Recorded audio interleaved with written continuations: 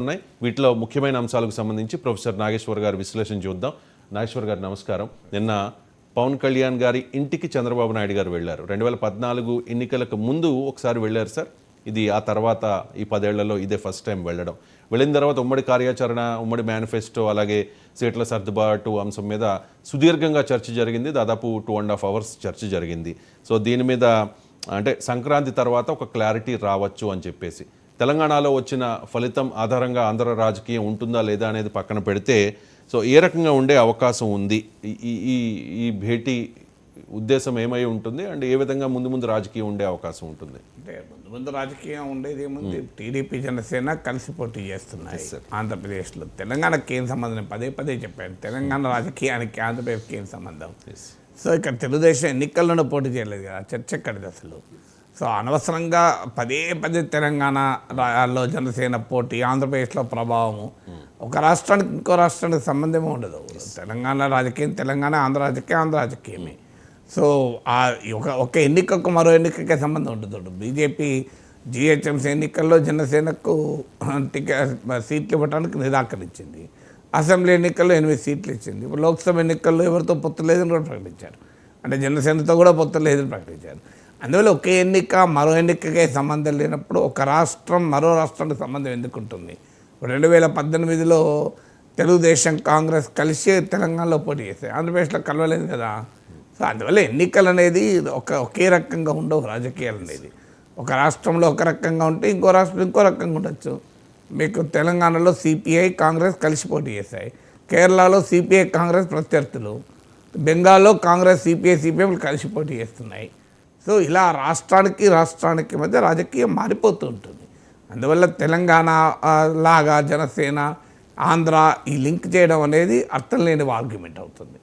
ఇక ఆంధ్రప్రదేశ్లో ఎన్నికలకు కలిసి పోటీ చేయాలని టీడీపీ జనసేన ఆల్రెడీ నిర్ణయించాయి, ప్రకటించాయి కూడా. సో ఇక మిగిలింది ఏంటంటే సీట్ల సర్దుబాటు. ఎందుకంటే ఎలక్షన్ దగ్గర పడుతోంది, ఒక చర్చ ఏం జరుగుతుందంటే మార్చిలోనే ఎన్నికలు ఉండవచ్చు అని అంటున్నారు.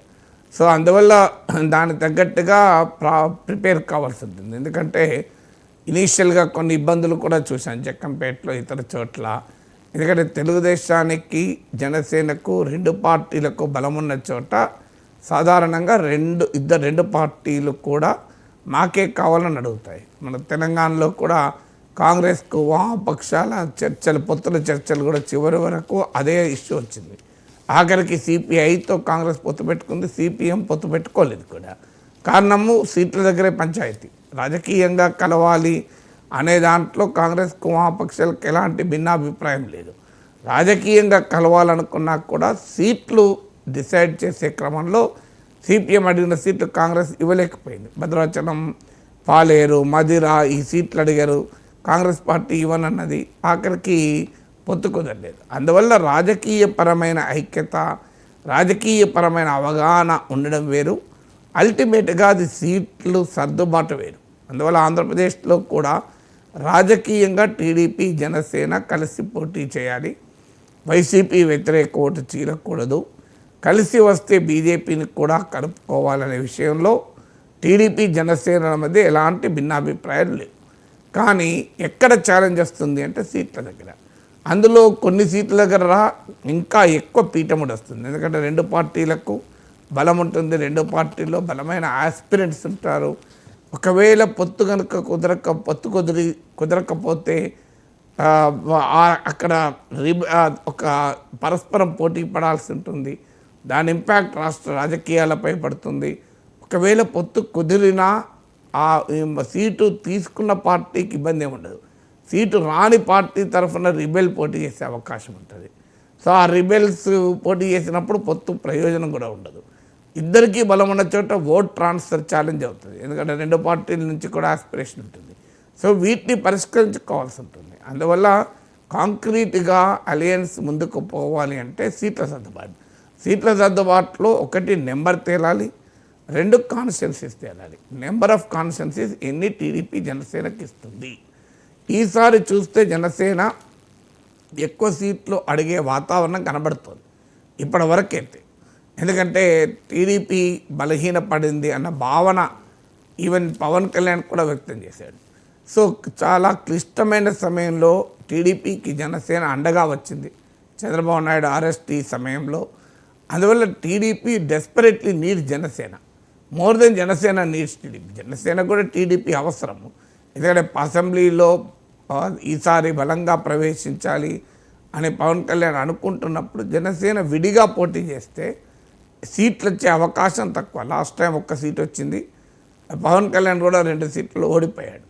అందువల్ల విడిగా పోటీ చేస్తే ఎన్ని సీట్లు తెచ్చుకోవడం అనేది కష్టమని పవన్ కళ్యాణ్ కూడా అర్థమైంది. కానీ అదే సమయంలో జనసేనకు రాష్ట్ర వ్యాప్తంగా 6%, 7%, 5% ఓటింగ్ ఉంటుంది.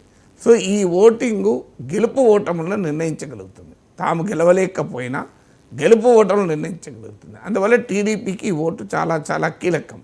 ఎందుకంటే టీడీపీకి వైసీపీకి మధ్య గ్యాప్ ఎంత ఉంటుంది, ఎందుకంటే 2014లో కూడా 2% గ్యాప్తోనే టీడీపీ గెలిచింది.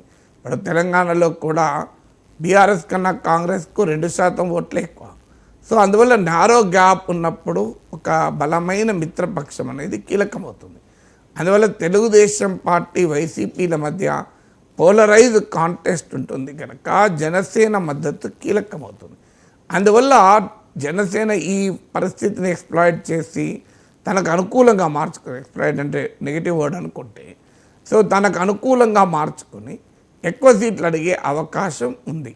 ఎక్కువ సీట్లు అడిగినప్పుడు అది కూడా పరస్పరం ఇద్దరికీ బలమున్న చోట్ల జనసేన అడిగినప్పుడు, టీడీపీ కూడా బలమున్న చోట అడిగినప్పుడు ఈ ఛాలెంజ్ తప్పదు.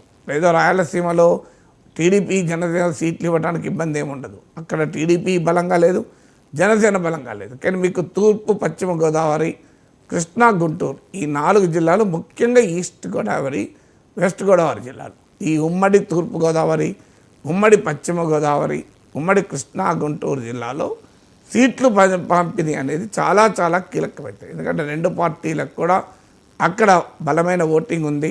2 పార్టీల వెనకాలన్న కీలక సామాజిక వర్గాలకు కూడా ఈ 4 జిల్లాల్లో బాగా ఉన్నారు. సో అందువల్ల డెఫినెట్గా ఆ ఛాలెంజ్ని అధిగమించడానికి ముందస్తుగా ప్రిపేర్ కావడం. ఇక చంద్రబాబు నాయుడు పవన్ కళ్యాణ్ ఇంటికి పోవడం అంటే అదొక జెస్చర్. రాజకీయాల్లో ఆప్టిక్స్ కీలకం. సో రాజకీయాల్లో ఆ రకమైన ఆప్టిక్స్ ఎందుకు ఉంటుంది అంటే జనసేనకు మేము ప్రాధాన్యత ఇస్తున్నాం, పవన్ కళ్యాణ్కు ప్రాధాన్యత ఇస్తున్నాం అనే సంకేతాన్ని పంపించడం ద్వారా జనసేన ఓటర్లు పొత్తు ఉన్నప్పుడు తెలుగుదేశానికి ట్రాన్స్ఫర్ పూర్తిగా కావాలి, టీడీపీ ఓట్లు జనసేనకు ట్రాన్స్ఫర్ కావాలి. ఓట్ ట్రాన్స్ఫర్ జరగాలి అంటే ఆ రకమైన సాలిడారిటీ, ఆ రకమైన బాన్హోమీ స్నేహము కనిపించాలి 2 పార్టీలకు. అందువల్ల చంద్రబాబు నాయుడు పవన్ కళ్యాణ్ ఇంటికి పోవడం ద్వారా 2 పార్టీల కార్యకర్తలకు, ఓటర్లకు ఒక సంకేతాన్ని పంపడం. తెలుగుదేశం స్కీమ్ ఆఫ్ థింగ్స్లో, చంద్రబాబు నాయుడు ప్రణాళికలో పవన్ కళ్యాణ్కు కీలకమైన స్థానం ఉంది. పవన్ కళ్యాణ్ ఎందుకంటే ఇప్పుడు వైసీపీ తెలివిగా జనసేన ఓటర్లను రెచ్చగొడుతుంది. సో మీ నాయకుడు చంద్రబాబు నాయుడు ముఖ్యమంత్రి చేయడం కొరకు రాజకీయం చేస్తున్నాడు, కాపుల ఓట్లు తీసుకెళ్ళి చంద్రబాబు నాయుడు దగ్గర పెడుతున్నాడు, ఇలాంటి అనేక విమర్శలు చేస్తూ జనసైనికుల్లో ఆ రకమైన భావనను రెచ్చగొడుతున్నారు. సో ఈ రెచ్చగొట్టే సందర్భంలో చంద్రబాబు నాయుడు పవన్ కళ్యాణ్ ఇంటికి పోవడం ద్వారా జనసేనకు, పవన్ కళ్యాణ్కు టీడీపీ, చంద్రబాబు నాయుడు ఏ స్థాయిలో ప్రాధాన్యత ఇస్తున్నారో, గౌరవం ఇస్తున్నారో అన్న సంకేతాన్ని పంపించడం కూడా కీలకమవుతుంది. ఆ ప్రాధాన్యత, గౌరవం సీట్ల విషయంలో కూడా ఉండే అవకాశం ఉందా సార్? అంటే అది సీట్ల ఆప్టిక్స్ ఉన్నంత ఈజీగా సీట్లు కావు కదా. గౌరవప్రదమైన ఆప్టిక్స్ అనేది వేరు, సీట్లు వేరు. ఆప్టిక్స్ బాగానే ఉంటుంది, కానీ సీట్లు వచ్చే సమయానికి ఒక్కొక్క సీట్ దగ్గర పేచి ఉంటుంది. అంటే ఆప్టిక్స్ ఉన్నంత ఈజీ సీట్లు కావు. ఇంటికి పోవడం మళ్ళీ